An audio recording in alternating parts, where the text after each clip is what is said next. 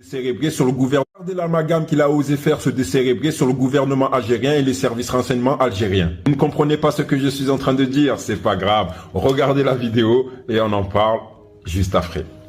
Puis on en parlait, la DZ Mafia, c'est le gouvernement algérien, le FLN, qui a aussi tout intérêt à battre l'État français. Vous dites le gouvernement algérien. On peut pas imaginer, on en parlait à la pause, on peut pas imaginer en fait que la DZ Mafia, avec son fondateur sur le sol algérien libre, puisse agir librement sans contrôle du FLN.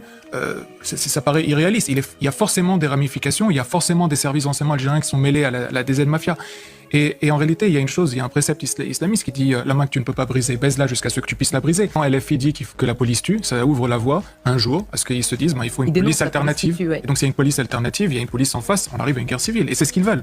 Et donc LFI en disant ça sont complices. Non, franchement, moi quand j'entends des interventions comme ça, je dis franchement chapeau, chapeau l'artiste. Parce que là on n'est plus dans le cas de figure où c'est un cerveau malade. Là on n'est plus dans le cas où même la camisole suffirait. Le mec il t'a quand même fait le lien avec le gouvernement algérien et les services de renseignement algériens avec la DZ Mafia à Marseille. Le mec en total roue libre. Mais il est sur News, il a été commandé pour venir dire ça. Mais ça, sans vouloir trop m'avancer, je pense que c'est des propos qui tombent sur le coup de la loi. Parce que le mec il fait sciemment le rapprochement entre un gouvernement souverain avec une mafia, entre guillemets, la DZ Mafia. Si on part dans ce délire-là, il n'y a pas de problème, parce qu'il faut rentrer dans le délire de Sion pour le montrer à quel point il est stupide. Vu qu'en France, il y a beaucoup de pédocriminalité, en fait, on n'arrive pas à mettre un terme à cela, ça veut dire qu'en fait, le gouvernement français est complice de cela. Vu qu'en France, chaque année, il y a des milliards d'euros d'évasion fiscale et que la France n'arrive pas à mettre un terme à cela, ça veut dire qu'en fait, le gouvernement français est aussi en accord avec cela. Vu qu'à l'ASE, il y a l'abus d'enfants et disparition chaque année et qu'on n'arrive pas à stopper cette hémorragie folle, ça veut dire que le gouvernement français est aussi complice. Ah oui, mais ben non, je suis con. Là, je viens de me rendre compte que j'ai pris des exemples, mais qu'en réalité,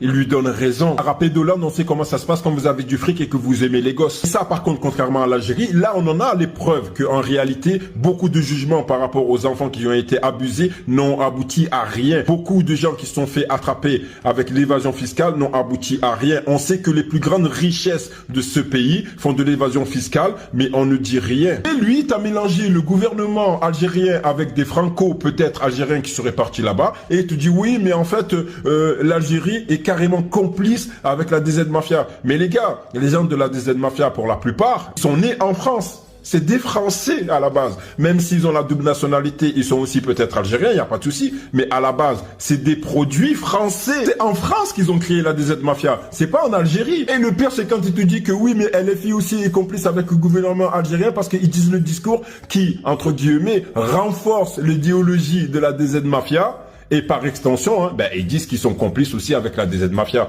C'est une dinguerie, ce pays. Comment peut-on donner un micro à ce genre de personnes?